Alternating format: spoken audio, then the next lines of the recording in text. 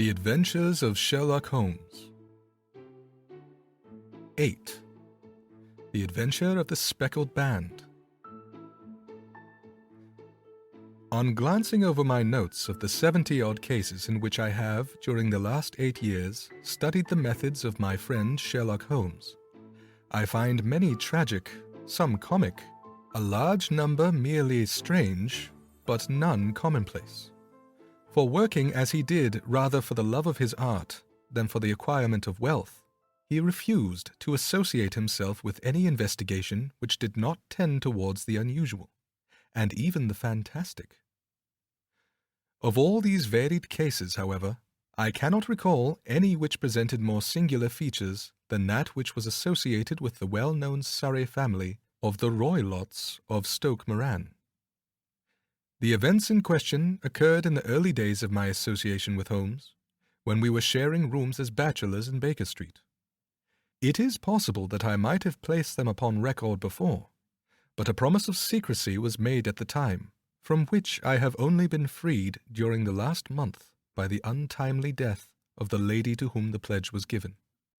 For I have reasons to know that there are widespread rumors as to the death of Dr. Grimesby Roylott, which tend to make the matter even more terrible than the truth. It was early in April in the year 83 that I woke one morning to find Sherlock Holmes standing, fully dressed, by the side of my bed. He was a late riser, as a rule, and as the clock on the mantelpiece showed me that it was only 7:15, I blinked up at him in some surprise, and perhaps just a little resentment, for I was myself regular in my habits. "Very sorry to knock you up, Watson," said he, "but it's the common lot this morning. Mrs. Hudson has been knocked up, she retorted upon me, and I on you." "What is it, then? A fire?" "No, a client. It seems that a young lady has arrived in a considerable state of excitement, who insists upon seeing me. She is waiting now in the sitting-room. Now, when young ladies wander about the metropolis at this hour of the morning, and knock sleepy people up out of their beds, I presume that it is something very pressing which they have to communicate. Should it prove to be an interesting case, you would, I am sure, wish to follow it from the outset. I thought, at any rate, that I should call you and give you the chance." "My dear fellow, I would not miss it for anything." I had no keener pleasure than in following Holmes in his professional investigations, and in admiring the rapid deductions, as swift as intuitions, and yet always founded on a logical basis, with which he unravelled the problems which were submitted to him. I rapidly threw on my clothes, and was ready in a few minutes to accompany my friend down to the sitting-room. A lady dressed in black and heavily veiled, who had been sitting in the window, rose as we entered. "Good morning, madam," said Holmes cheerily. "My name is Sherlock Holmes. This is my intimate friend and associate, Dr. Watson, before whom you can speak as freely as before myself. Ha! I am glad to see that Mrs. Hudson has had the good sense to light the fire. Pray draw up to it, and I shall order you a cup of hot coffee, for I observe that you are shivering." "It is not cold which makes me shiver," said the woman in a low voice, changing her seat as requested. "What then?" "It is fear, Mr. Holmes. It is terror." She raised her veil as she spoke, and we could see that she was indeed in a pitiable state of agitation. Her face all drawn and grey, with restless, frightened eyes, like those of some hunted animal. Her features and figure were those of a woman of 30, but her hair was shot with premature grey, and her expression was weary and haggard. Sherlock Holmes ran her over with one of his quick, all-comprehensive glances. "You must not fear," said he soothingly, bending forward and patting her forearm. "We shall soon set matters right, I have no doubt. You have come in by train this morning, I see." "You know me, then?" "No, but I observed the second half of a return ticket in the palm of your left glove. You must have started early, and yet you had a good drive in a dog-cart, along heavy roads before you reached the station." The lady gave a violent start, and stared in bewilderment at my companion. "There is no mystery, my dear madam," said he, smiling. "The left arm of your jacket is spattered with mud in no less than 7 places. The marks are perfectly fresh. There is no vehicle save a dog-cart, which throws up mud in that way. And then only when you sit on the left-hand side of the driver." "Whatever your reasons may be, you are perfectly correct," said she. "I started from home before 6, reached Leatherhead at 20 past, and came in by the first train to Waterloo. Sir, I can stand this strain no longer. I shall go mad if it continues. I have no one to turn to, none, save only one who cares for me, and he, poor fellow, can be of little aid. I have heard of you, Mr. Holmes. I have heard of you from Mrs. Farintosh, whom you helped in the hour of her sore need. It was from her that I had your address. Oh, sir, do you not think that you could help me too, and at least throw a little light through the dense darkness which surrounds me? At present it is out of my power to reward you for your services, but in a month or 6 weeks I shall be married, with the control of my own income, and then at least you shall not find me ungrateful." Holmes turned to his desk, and, unlocking it, drew out a small case-book, which he consulted. "Farintosh," said he. "Ah, yes, I recall the case. It was concerned with an opal tiara. I think it was before your time, Watson. I can only say, madam, that I shall be happy to devote the same care to your case as I did to that of your friend. As to reward, my profession is its own reward. But you are at liberty to defray whatever expenses I may be put to, at the time which suits you best.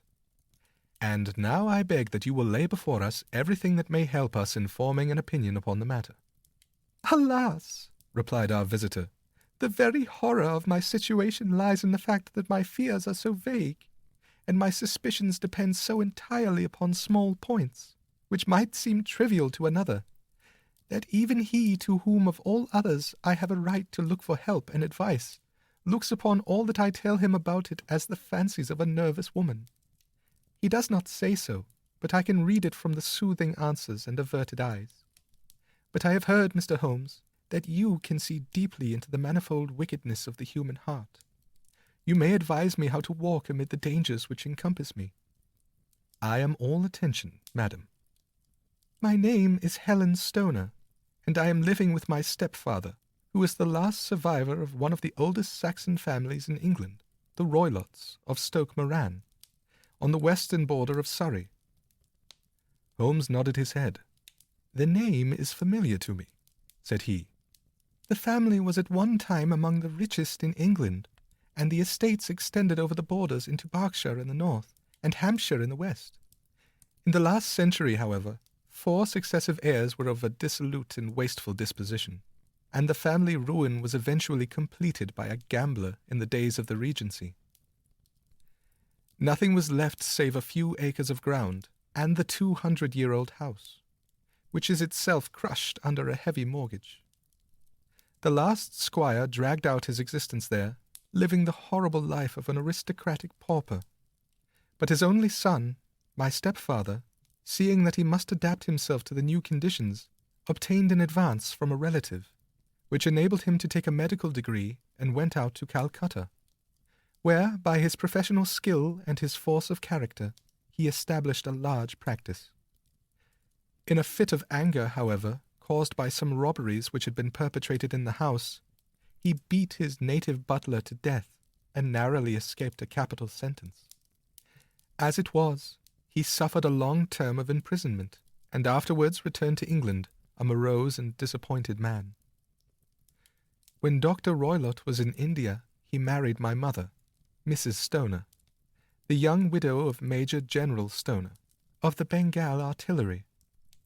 My sister Julia and I were twins, and we were only 2 years old at the time of my mother's remarriage.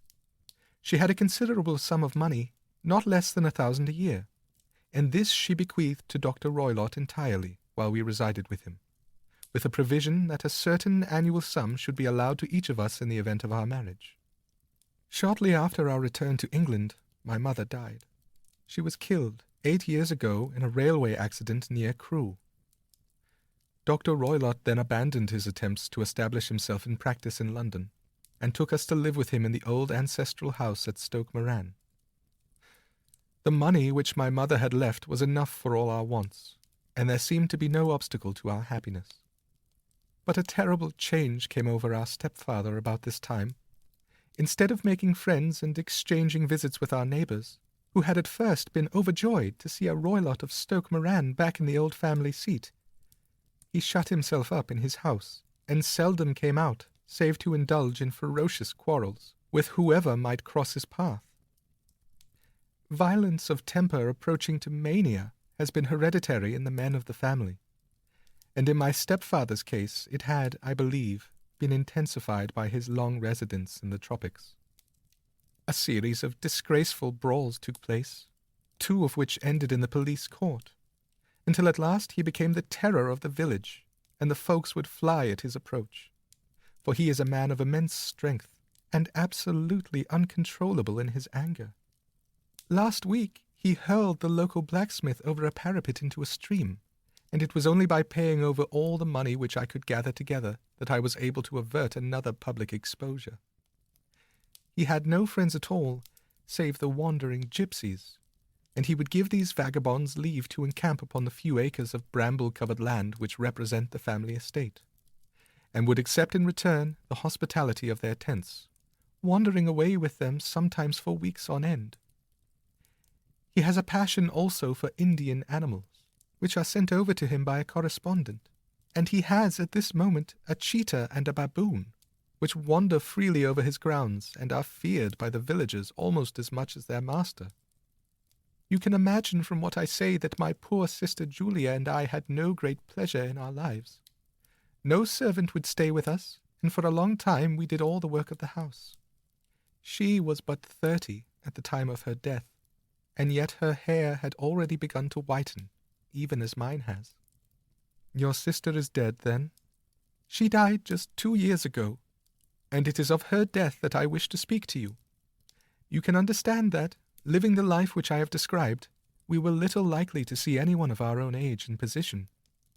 We had, however, an aunt, my mother's maiden sister, Miss Honoria Westphale, who lives near Harrow, and we were occasionally allowed to pay short visits at this lady's house. Julia went there at Christmas 2 years ago, and met there a half-pay major of Marines, to whom she became engaged. My stepfather learned of the engagement when my sister returned, and offered no objection to the marriage. But within a fortnight of the day which had been fixed for the wedding, the terrible event occurred, which has deprived me of my only companion. Sherlock Holmes had been leaning back in his chair with his eyes closed and his head sunk in a cushion. But he half opened his lids now, and glanced across at his visitor. "Pray, be precise as to the details," said he. "It is easy for me to be so, for every event of that dreadful time is seared into my memory. The manor house is, as I have already said, very old, and only one wing is now inhabited. The bedrooms in this wing are on the ground floor, the sitting rooms being in the central block of the buildings. Of these bedrooms, the first is Dr. Roylott's, the second my sister's, and the third my own. There is no communication between them, but they all open out into the same corridor. Do I make myself plain?" "Perfectly so." "The windows of the 3 rooms open out upon the lawn. That fatal night, Dr. Roylott had gone to his room early, though we knew that he had not retired to rest, for my sister was troubled by the smell of the strong Indian cigars which it was his custom to smoke. She left her room, therefore, and came into mine, where she sat for some time, chatting about her approaching wedding. At 11 o'clock she rose to leave me, but she paused at the door and looked back. "Tell me, Helen," said she, "have you ever heard anyone whistle in the dead of the night?" "Never," said I. "I suppose that you could not possibly whistle yourself in your sleep?" "Certainly not. But why?" "Because during the last few nights I have always, about 3 in the morning, heard a low, clear whistle. I am a light sleeper, and it has awakened me. I cannot tell where it came from. Perhaps from the next room, perhaps from the lawn. I thought that I would just ask you whether you had heard it." "No, I have not. It must be those wretched gypsies in the plantation." "Very likely. And yet if it were on the lawn, I wonder that you did not hear it also. Ah, but I sleep more heavily than you. Well, it is of no great consequence at any rate. She smiled back at me, closed my door, and a few moments later I heard her key turn in the lock. Indeed, said Holmes. Was it your custom always to lock yourselves in at night? Always. And why? I think that I mentioned to you that the doctor kept a cheetah and a baboon. We had no feeling of security unless our doors were locked. Quite so. Pray proceed with your statement. I could not sleep that night. A vague feeling of impending misfortune impressed me. My sister and I, you will recollect, were twins, and you know how subtle are the links which bind two souls which are so closely allied. It was a wild night.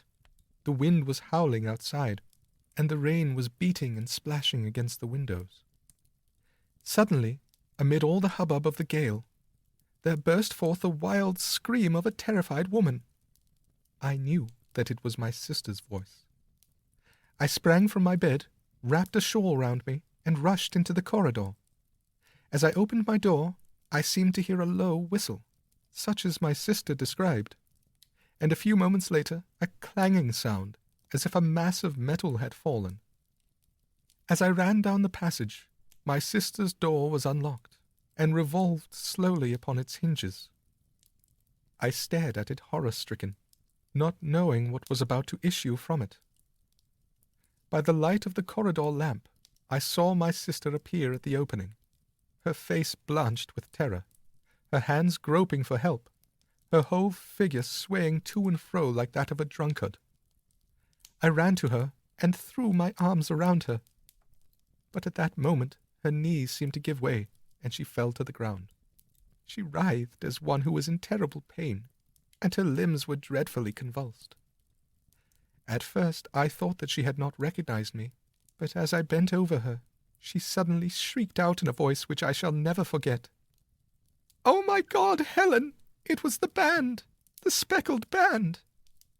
There was something else which she would fain have said, and she stabbed with her finger into the air in the direction of the doctor's room. But a fresh convulsion seized her and choked her words. I rushed out, calling loudly for my stepfather, and I met him hastening from his room in his dressing-gown.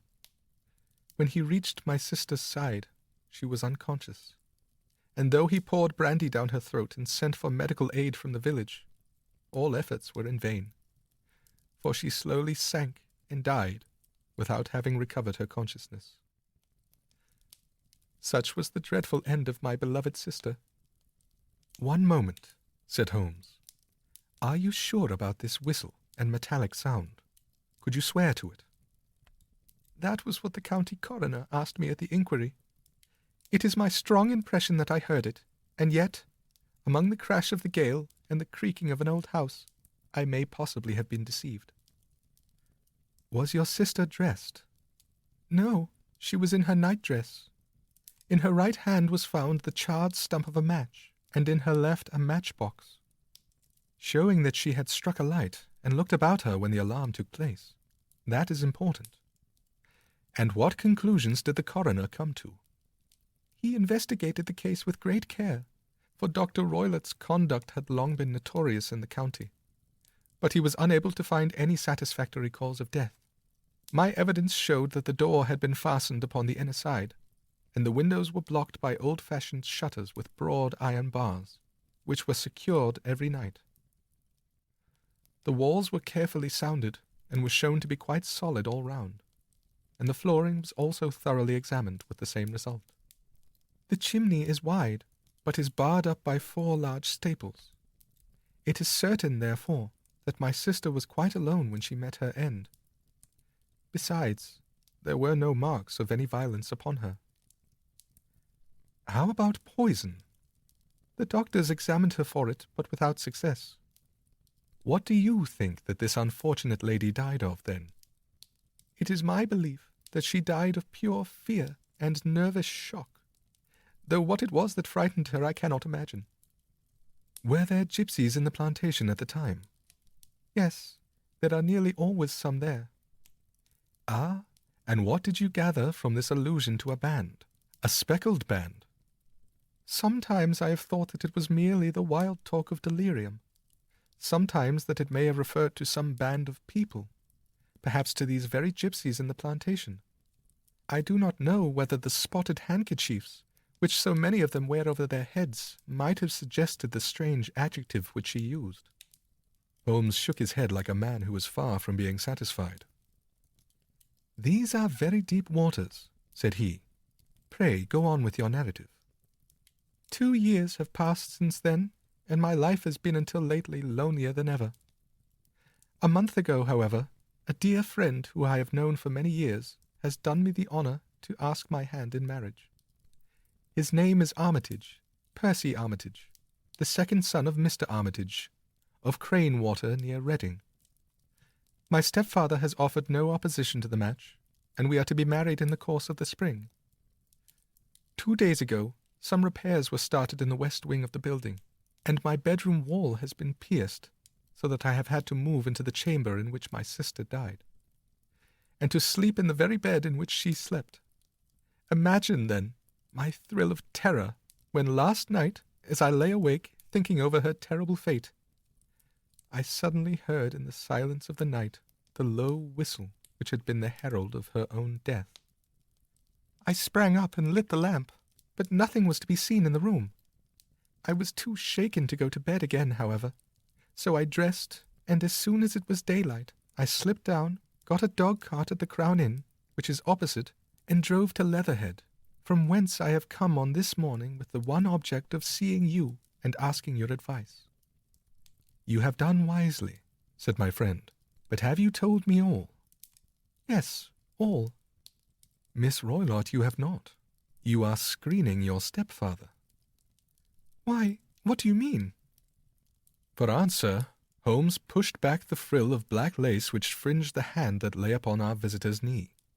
5 little livid spots, the marks of 4 fingers and a thumb, were printed upon the white wrist. "You have been cruelly used," said Holmes.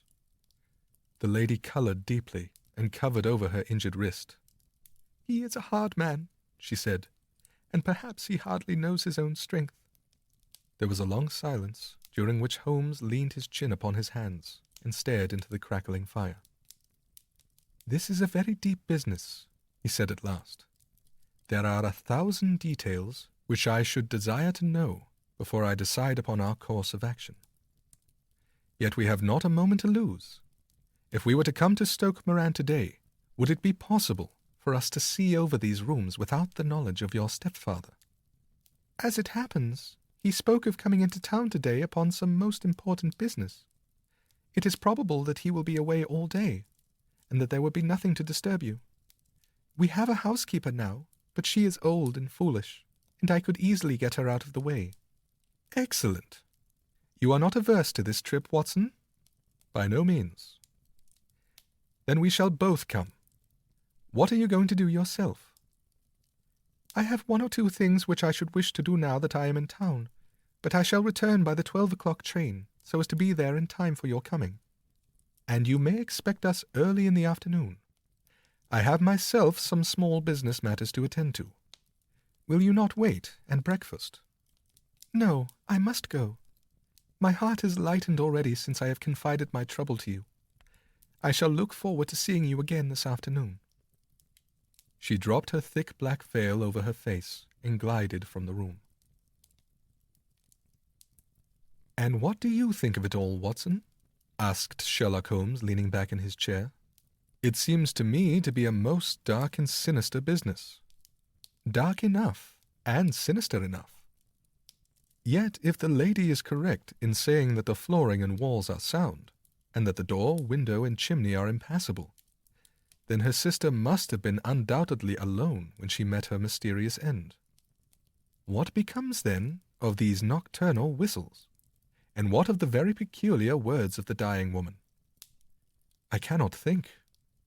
"When you combine the ideas of whistles at night, the presence of a band of gypsies who are on intimate terms with this old doctor, the fact that we have every reason to believe that the doctor has an interest in preventing his stepdaughter's marriage, the dying allusion to a band, and finally, the fact that Miss Helen Stoner heard a metallic clang, which might have been caused by one of those metal bars that secured the shutters falling back into its place. I think that there is good ground to think that the mystery may be cleared along those lines. But what, then, did the gypsies do? I cannot imagine. I see many objections to any such theory. And so do I. It is precisely for that reason that we are going to Stoke Moran this day. I want to see whether the objections are fatal, or if they may be explained away. But what in the name of the devil? The ejaculation had been drawn from my companion by the fact that our door had been suddenly dashed open, and that a huge man had framed himself in the aperture. His costume was a peculiar mixture of the professional and of the agricultural, having a black top hat, a long frock coat, and a pair of high gaiters, with a hunting crop swinging in his hand. So tall was he that his hat actually brushed the crossbar of the doorway, and his breadth seemed to span it across from side to side. A large face, seared with 1,000 wrinkles, burned yellow with the sun, and marked with every evil passion, was turned from one to the other of us, while his deep-set, bile-shot eyes and his high, thin, fleshless nose gave him somewhat the resemblance to a fierce old bird of prey. "Which one of you is Holmes?" asked this apparition. "My name, sir, but you have the advantage of me," said my companion quietly. "I am Dr. Grimesby Roylott, of Stoke Moran." "Indeed, doctor," said Holmes blandly. "Pray take a seat." "I will do nothing of the kind. My stepdaughter has been here. I have traced her. What has she been saying to you?" "It is a little cold for the time of year," said Holmes. "What has she been saying to you?" screamed the old man furiously. "But I have heard that the crocuses promise well," continued my companion imperturbably. "Ha! You put me off, do you?" said our new visitor, taking a step forward and shaking his hunting crop. "I know you, you scoundrel. I have heard of you before. You are Holmes the meddler." My friend smiled. "Holmes the busybody." His smile broadened. "Holmes the Scotland Yard Jack in office." Holmes chuckled heartily. "Your conversation is most entertaining," said he. "When you go out, close the door, for there is a decided draught." "I will go when I have had my say. Don't you dare to meddle with my affairs. I know that Miss Stoner has been here. I traced her. I am a dangerous man to fall foul of. See here." He stepped swiftly forward, seized the poker, and bent it into a curve with his huge brown hands. "See that you keep yourself out of my grip," he snarled, and hurling the twisted poker into the fireplace, he strode out of the room. "He seems a very amiable person," said Holmes, laughing.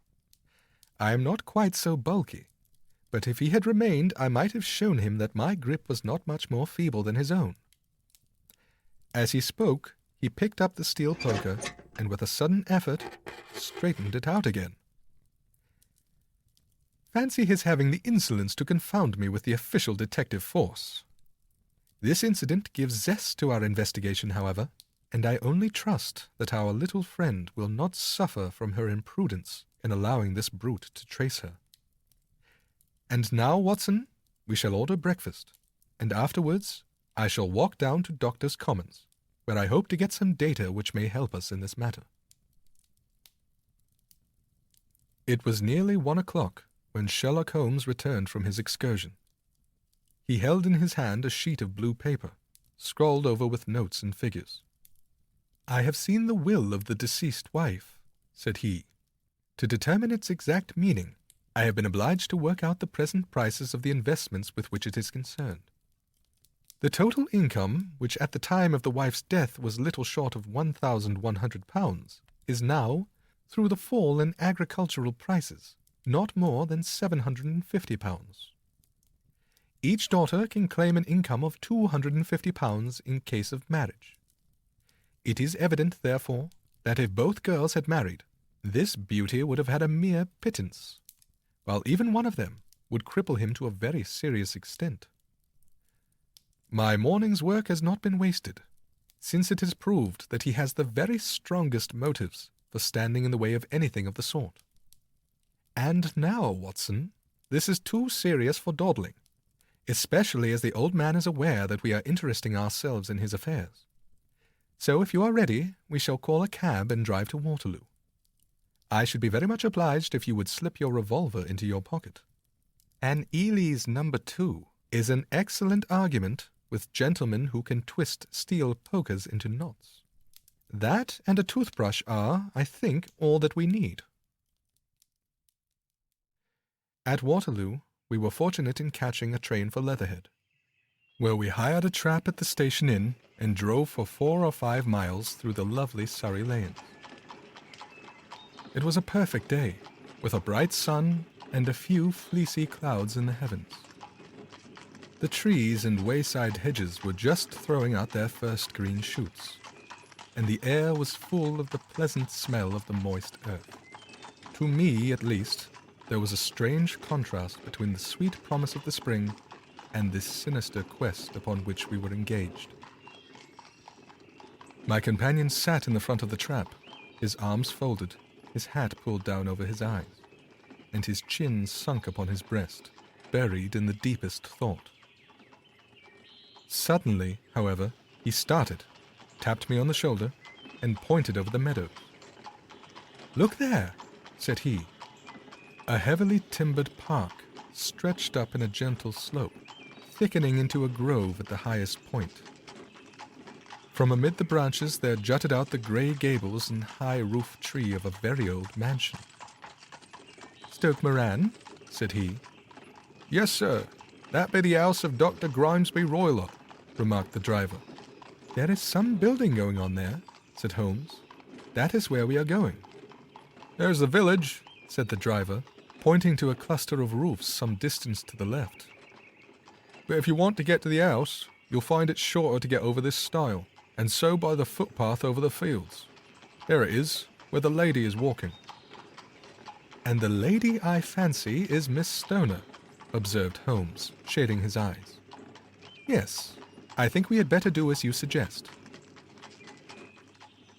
We got off, paid our fare, and the trap rattled back on its way to Leatherhead. "I thought it as well," said Holmes, as we climbed the stile, "that this fellow should think we had come here as architects, or on some definite business. It may stop his gossip. Good afternoon, Miss Stoner. You see that we have been as good as our word." Our client of the morning had hurried forward to meet us with a face which spoke her joy. "I have been waiting so eagerly for you," she cried, shaking hands with us warmly. "All has turned out splendidly. Dr. Roylott has gone to town, and it is unlikely that he will be back before evening." "We have had the pleasure of making the doctor's acquaintance," said Holmes, and in a few words he sketched out what had occurred. Miss Stoner turned white to the lips as she listened.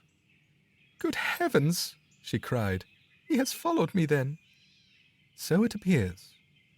"He is so cunning that I never know when I am safe from him. What will he say when he returns?" "He must guard himself, for he may find that there is someone more cunning than himself upon his track. You must lock yourself up from him tonight. If he is violent, we shall take you away to your aunt's at Harrow. Now, we must make the best use of our time, so kindly take us at once to the rooms which we are to examine." The building was of grey, lichen-blotched stone, with a high central portion and 2 curving wings, like the claws of a crab thrown out on each side. In one of these wings, the windows were broken and blocked with wooden boards, while the roof was partly caved in, a picture of ruin. The central portion was in little better repair, but the right-hand block was comparatively modern, and the blinds in the windows, with the blue smoke curling up from the chimneys, showed that this was where the family resided. Some scaffolding had been erected against the end wall, and the stonework had been broken into, but there were no signs of any workmen at the moment of our visit. Holmes walked slowly up and down the ill-trimmed lawn, and examined with deep attention the outsides of the windows. "This, I take it, belongs to the room in which you used to sleep. The center one to your sister's, and the next one to the main building to Dr. Roylott's chamber. Exactly so, but I am now sleeping in the middle one, pending the alterations, as I understand. By the way, there does not seem to be any very pressing need for repairs at that end wall. There were none. I believe that it was an excuse to move me from my room. Ah, that is suggestive. Now, on the other side of this narrow wing runs the corridor from which these rooms open. There are windows in it, of course? Yes, but very small ones, too narrow for anyone to pass through. As you both locked your doors at night, your rooms were unapproachable from that side. Now, would you have the kindness to go into your room and bar your shutters? Miss Stoner did so, and Holmes, after a careful examination through the open window, endeavored in every way to force the shutter open, but without success. There was no slit through which a knife could be passed to raise the bar. Then with his lens, he tested the hinges, but they were of solid iron, built firmly into the massive masonry. Said he, scratching his chin in some perplexity. My theory certainly presents some difficulties. No one could pass these shutters if they were bolted. Well, we shall see if the inside throws any light upon the matter. A small side door led into the whitewashed corridor from which the 3 bedrooms opened. Holmes refused to examine the third chamber, so we passed at once to the second, that in which Miss Stoner was now sleeping, and in which her sister had met with her fate. It was a homely little room, with a low ceiling and a gaping fireplace, after the fashion of old country houses. A brown chest of drawers stood in one corner, a narrow white counterpaned bed in another, and a dressing table on the left-hand side of the window. These articles, with 2 small wickerwork chairs, made up all the furniture in the room, save for a square of Wilton carpet in the center. The boards round and the paneling of the walls were of brown, worm-eaten oak, so old and discolored that it may have dated from the original building of the house. Holmes drew one of the chairs into a corner and sat silent, while his eyes traveled round and up and down, taking in every detail of the apartment. "Where does that bell communicate with?" he asked, at last pointing to a thick bell rope which hung down beside the bed, the tassel actually lying upon the pillow. "It goes to the housekeeper's room." "It looks newer than the other things." "Yes, it was only put there a couple of years ago." "Your sister asked for it, I suppose?" "No, I never heard of her using it. We used always to get what we wanted for ourselves." "Indeed, it seemed unnecessary to put so nice a bell-pull here. You will excuse me for a few minutes while I satisfy myself as to this floor." He threw himself down upon his face with his lens in his hand, and crawled swiftly backward and forward, examining minutely the cracks between the boards. Then he did the same with the woodwork with which the chamber was paneled. Finally, he walked over to the bed and spent some time in staring at it and running his eye up and down the wall. Finally, he took the bell rope in his hand and gave it a brisk tug. "Why, it's a dummy," said he. "Won't it ring?" "No. It is not even attached to a wire. This is very interesting. You can see now that it is fastened to a hook just above where the little opening for the ventilator is." "How very absurd! I never noticed that before." "Very strange," muttered Holmes, pulling at the rope.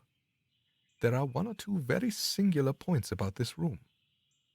For example, what a fool a builder must be to open a ventilator into another room, when, with the same trouble, he might have communicated it with the outside air." "That is also quite modern," said the lady.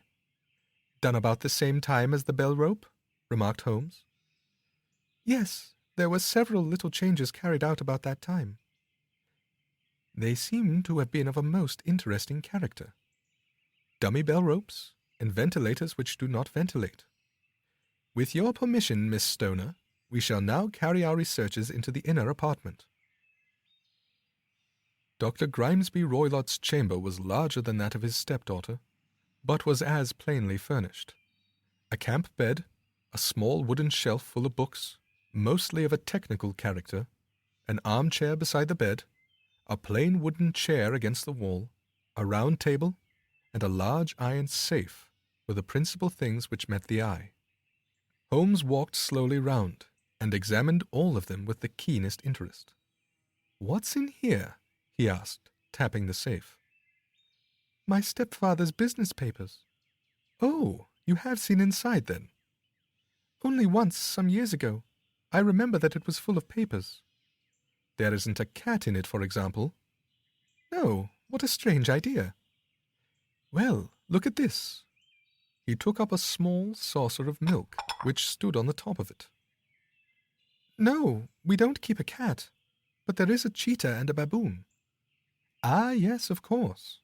Well, a cheetah is just a big cat, and yet a saucer of milk does not go very far in satisfying its wants, I dare say. There is one point which I should wish to determine."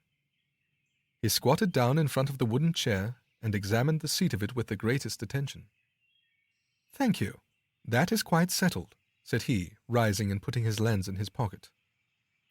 "Hello, here is something interesting." The object which had caught his eye was a small dog lash hung on one corner of the bed. The lash, however, was curled upon itself and tied so as to make a loop of whipcord. "What do you make of that, Watson?" "It's a common enough lash, but I don't know why it should be tied."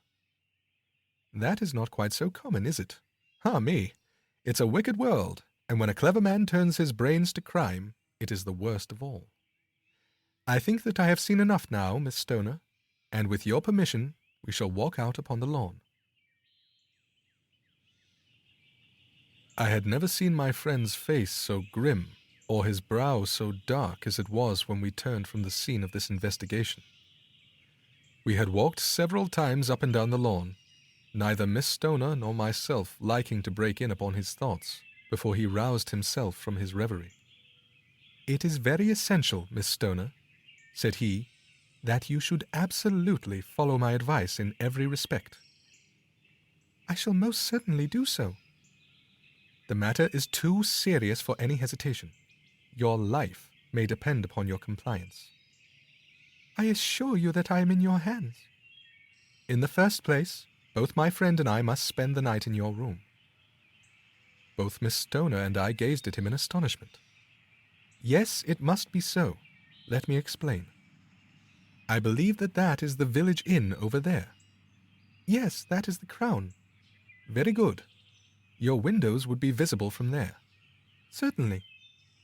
"You must confine yourself to your room on pretense of a headache when your stepfather comes back. Then, when you hear him retire for the night, you must open the shutters of your window, undo the hasp, put your lamp there as a signal to us, and then withdraw quietly with everything which you are likely to want into the room which you used to occupy. I have no doubt that, in spite of the repairs, you could manage there for one night." "Oh, yes, easily." "The rest you will leave in our hands." "But what will you do?" "We shall spend the night in your room, and we shall investigate the cause of this noise which has disturbed you." "I believe, Mr. Holmes, that you have already made up your mind," said Miss Stoner, laying her hand upon my companion's sleeve. "Perhaps I have."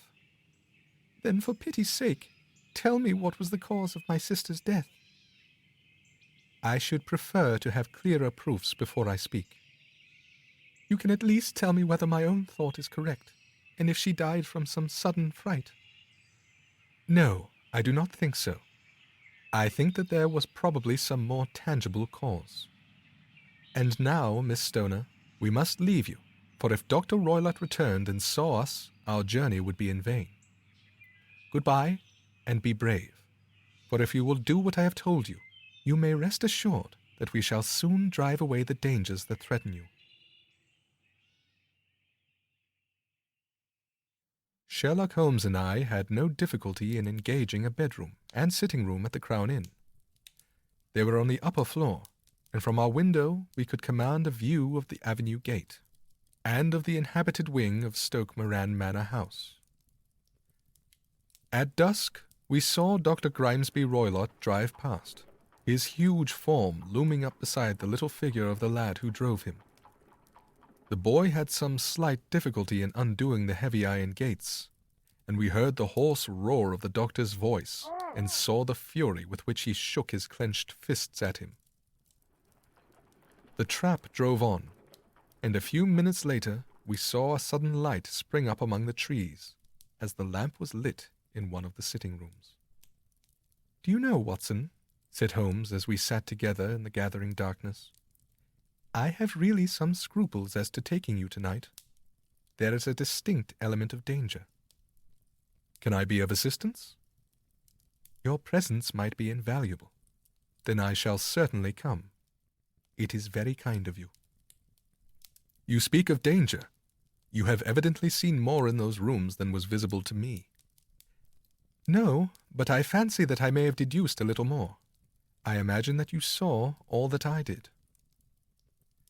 "I saw nothing remarkable save the bell rope, and what purpose that could answer, I confess, is more than I can imagine." "You saw the ventilator, too." "Yes, but I do not think that it is such a very unusual thing to have a small opening between two rooms. It was so small that a rat could hardly pass through. I knew that we should find a ventilator before ever we came to Stoke Moran." "My dear Holmes!" "Oh, yes, I did.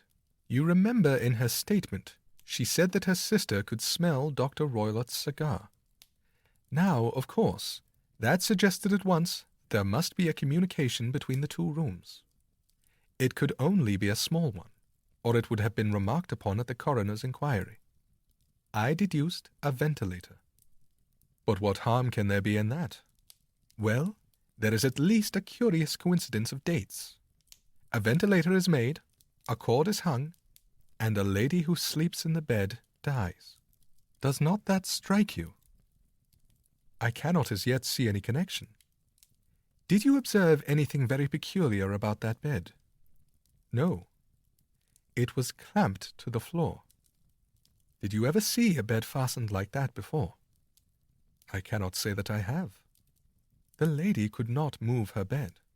It must always be in the same relative position to the ventilator and to the rope, or so we may call it, since it was clearly never meant for a bell pull." "Holmes!" I cried. "I seem to see dimly what you are hinting at. We are only just in time to prevent some subtle and horrible crime." "Subtle enough, and horrible enough. When a doctor does go wrong, he is the first of criminals. He has nerve and he has knowledge. Palmer and Pritchard were among the heads of their profession. This man strikes even deeper, but I think, Watson, that we shall be able to strike deeper still. But we shall have horrors enough before the night is over. For goodness' sake, let us have a quiet pipe and turn our minds for a few hours to something more cheerful." About 9 o'clock, the light among the trees was extinguished, and all was dark in the direction of the manor house.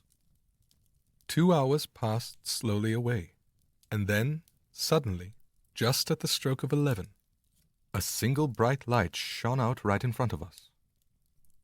"That is our signal," said Holmes, springing to his feet. "It comes from the middle window." As we passed out, he exchanged a few words with the landlord, explaining that we were going on a late visit to an acquaintance, and that it was possible that we might spend the night there.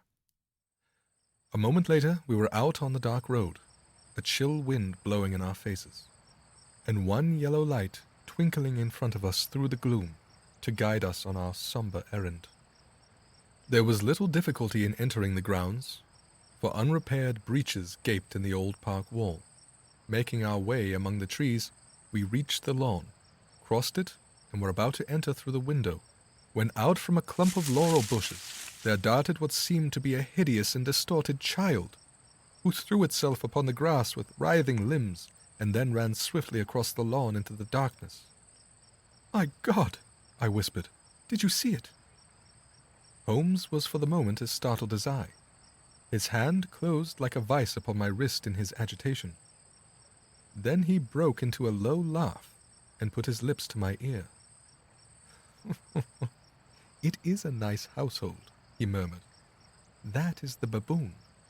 I had forgotten the strange pets which the doctor affected.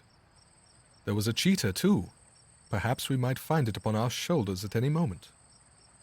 I confess that I felt easier in my mind when, after following Holmes' example and slipping off my shoes, I found myself inside the bedroom. My companion noiselessly closed the shutters, moved the lamp onto the table, and cast his eyes round the room. All was as we had seen it in the daytime. Then, creeping up to me and making a trumpet of his hand, he whispered into my ear again so gently that it was all that I could do to distinguish the words. "The least sound would be fatal to our plans." I nodded to show that I had heard. "We must sit without light. He would see it through the ventilator." I nodded again. "Do not go asleep. Your very life may depend upon it. Have your pistol ready in case we should need it. I will sit on the side of the bed, and you in that chair." I took out my revolver and laid it on the corner of the table. Holmes had brought up a long, thin cane, and this he placed upon the bed beside him. By it he laid the box of matches and the stump of a candle. Then he turned down the lamp, and we were left in darkness. How shall I ever forget that dreadful vigil? I could not hear a sound, not even the drawing of a breath, and yet I knew that my companion sat open-eyed within a few feet of me, in the same state of nervous tension in which I was myself. The shutters cut off the least ray of light, and we waited in absolute darkness. From outside came the occasional cry of a night bird, and once, at our very window, a long-drawn cat-like whine, which told us that the cheetah was indeed at liberty. Far away, we could hear the deep tones of the parish clock, which boomed out every quarter of an hour. How long they seemed, those quarters! 12 struck, and 1, and 2, and 3, and still we sat waiting silently for whatever might befall. Suddenly, there was the momentary gleam of a light up in the direction of the ventilator, which vanished immediately, but was succeeded by a strong smell of burning oil and heated metal. Someone in the next room had lit a dark lantern.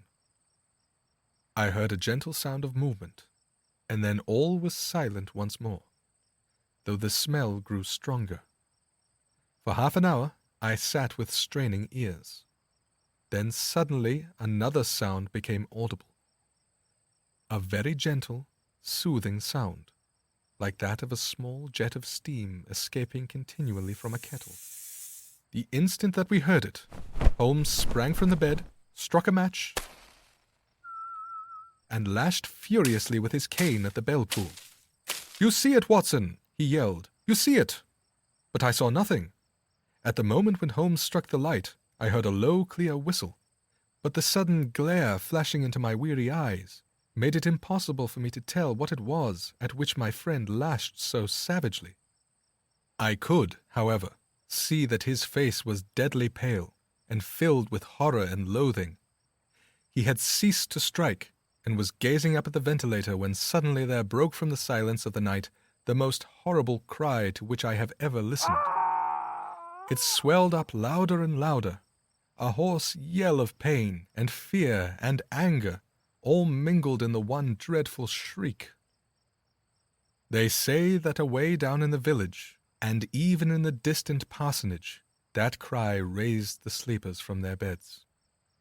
It struck cold to our hearts, and I stood gazing at Holmes, and he at me, until the last echoes of it had died away into the silence from which it rose.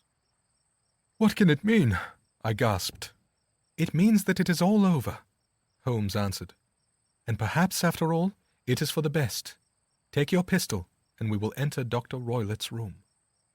With a grave face, he lit the lamp and led the way down the corridor. Twice he struck at the chamber door, without any reply from within. Then he turned the handle and entered, I at his heels, with the cocked pistol in my hand. It was a singular sight which met our eyes. On the table stood a dark lantern with the shutter half open, throwing a brilliant beam of light upon the iron safe, the door of which was ajar. Beside this table, on the wooden chair, sat Dr. Grimesby Roylott, clad in a long grey dressing gown, his bare ankles protruding beneath, and his feet thrust into red heelless Turkish slippers. Across his lap lay the short stock with the long lash which we had noticed during the day. His chin was cocked upward, and his eyes were fixed in a dreadful, rigid stare at the corner of the ceiling. Round his brow he had a peculiar yellow band, with brownish speckles, which seemed to be bound tightly round his head. As we entered, he made neither sound nor motion. "The band! The speckled band!" whispered Holmes. I took a step forward. In an instant his strange headgear began to move, and there reared itself from among his hair the squat, diamond-shaped head and puffed neck of a loathsome serpent. "It is a swamp adder!" cried Holmes. "The deadliest snake in India! He has died within 10 seconds of being bitten." Violence does, in truth, recoil upon the violent, and the schemer falls into the pit which he digs for another. Let us thrust this creature back into its den, and we can then remove Miss Stoner to some place of shelter and let the county police know what has happened. As he spoke, he drew the dog whip swiftly from the dead man's lap, and throwing the noose around the reptile's neck, he drew it from its horrid perch, and, carrying it at arm's length, threw it into the iron safe, which he closed upon it.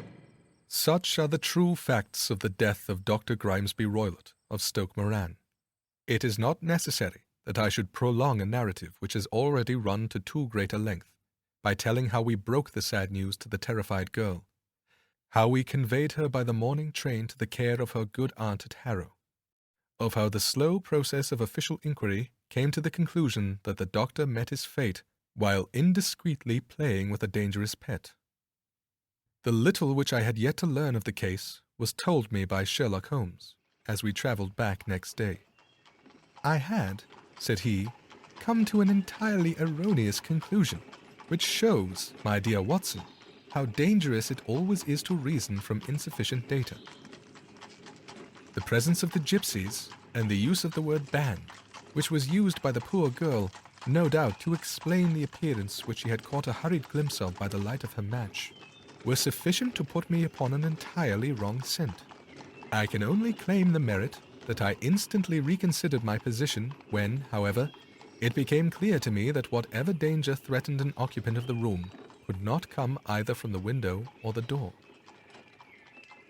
My attention was speedily drawn, as I have already remarked to you, to this ventilator and to the bell rope which hung down to the bed. The discovery that this was a dummy and that the bed was clamped to the floor instantly gave rise to the suspicion that the rope was there as a bridge for something passing through the hole and coming to the bed. The idea of a snake instantly occurred to me, and when I coupled it with my knowledge that the doctor was furnished with a supply of creatures from India, I felt that I was probably on the right track. The idea of using a form of poison which could not easily be discovered by any chemical test was just such a one as would occur to a clever and ruthless man who had had an Eastern training. The rapidity with which such a poison would take effect would also, from his point of view, be an advantage. It would be a sharp-eyed coroner indeed, who could distinguish the 2 little dark punctures which would show where the poison fangs had done their work. Then I thought of the whistle. Of course, he must recall the snake before the morning light revealed it to the victim. He had trained it, probably by the use of the milk which we saw, to return to him when summoned. He would put it through this ventilator at the hour that he thought best, with the certainty that it would crawl down the rope and land on the bed. It might or might not bite the occupant, Perhaps she might escape every night for a week. But sooner or later, she must fall a victim. I had come to these conclusions before ever I had entered his room. An inspection of his chair showed me that he had been in the habit of standing on it, which of course would be necessary in order that he should reach the ventilator. The sight of the safe, the saucer of milk, and the loop of whipcord were enough to finally dispel any doubts which may have remained. The metallic clang heard by Miss Stoner was obviously caused by her stepfather hastily closing the door of his safe upon its terrible occupant. Having once made up my mind, you know the steps which I took in order to put the matter to the proof. I heard the creature hiss, as I have no doubt that you did also, and I instantly hit the light and attacked it, with the result of driving it through the ventilator, and also with the result of causing it to turn upon its master at the other side. Some of the blows of my cane came home and roused its snakish temper, so that it flew upon the first person it saw. In this way, I am no doubt indirectly responsible for Dr. Grimesby Roylott's death, and I cannot say that it is likely to weigh very heavily upon my conscience.